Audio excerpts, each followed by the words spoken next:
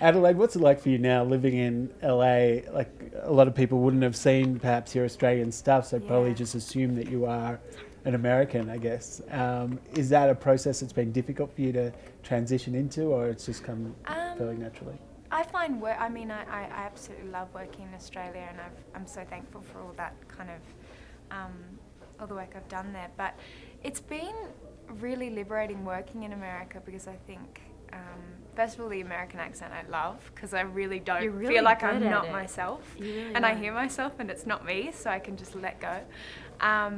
And yeah, and I think there's something about being in Sundance, and what Rachel was saying before about there's something that you get a satisfaction here in that you do see your work go forward, and I think that's something that's really hard to deal with working as an actor in Australia, because there's enough rejection in the acting world anyway, so to get a little pat on the back's great. Yeah. Yeah. Well, there's I don't know if it's a rumour or confirmed that you're going to be involved in the new Mad Max film as well. So awesome. There's something that, like, there's rarely anything more Australian than that franchise. Yeah, that would be an absolute honour to be a part of. I've done a couple of workshops and things like that, but at the moment they pushed it and pushed it and pushed it, so we're not sure. Yeah. Yeah, and Rachel, you've been dabbling, with psych and TV and that sort of thing, and dabbling now in independent film. And is your career where you want it at right now, given that you've got... Oh, never. My motto never is always happy, never satisfied. That's kind of my motto. But yeah, I feel like in the last 5-6 years, at least for me, that TV has sort of become the new independent film. Yeah. I go where the good roles are. It doesn't matter if it's TV or I think TV is getting very exciting nowadays, because it's kind of solving the problems of the dilemma of cinema, because people aren't going to the movies, but people will turn on their TV when they get home. Yeah, there used to be a real stigma associated with it.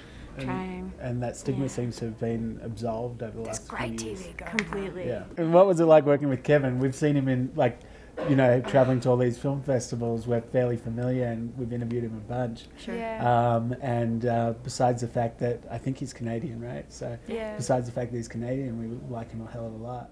Yeah, exactly. What's it like working with him? It's so sad he can't be here, but he's so phenomenal to work with. He's such a hard worker, and I worked with him the first 4 days of the entire shoot, and so we both had that first freak out that we realised we were just not going to have any idea what was going on. But he's very hardworking and very generous.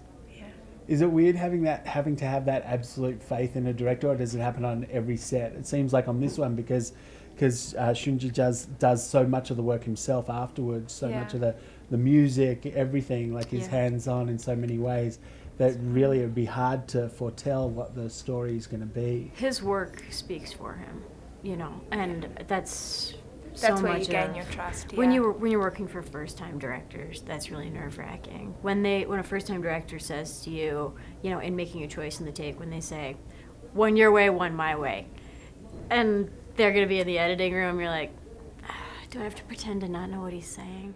Whereas with Shunji, it's like you're willing to sort of give over and just go for it.